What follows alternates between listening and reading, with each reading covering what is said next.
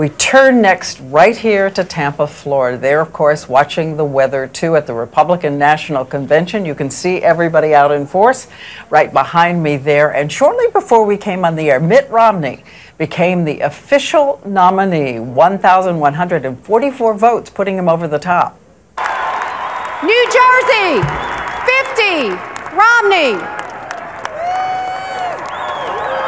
And coming up tonight, two crucial speeches, two crucial moments. The keynote speaker, Chris Christie of New Jersey, and the woman who will be instrumental in reintroducing her husband, Ann Romney. ABC's David Muir is on the convention floor right now. David. Diane, on the floor, not far from your broadcast booth here at the Republican National Convention. And to give you an idea tonight of just where we're standing, we're with the Florida delegation right over my shoulder here. And just over the other shoulder, you can see not far off, the Ohio delegation, two swing states the governor would like to carry. He would also like to improve his numbers among women in this country. And so tonight here, enter Mrs. Romney.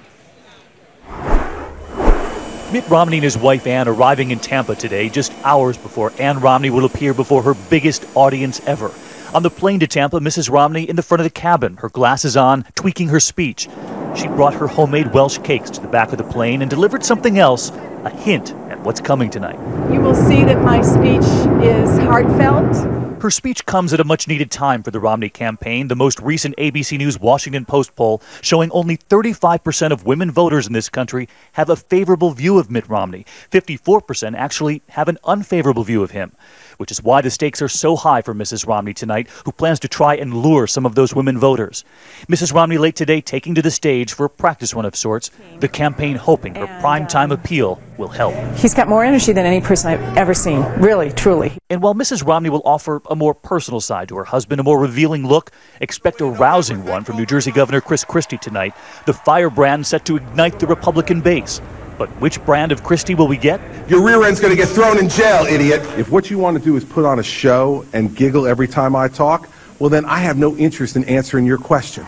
Republican strategists acknowledge it will be a careful line to walk tonight as that hurricane takes aim at the Gulf Coast. Today, Governor Christie made it clear he knows the stakes. I'm feeling pretty good, so I'm in a good mood.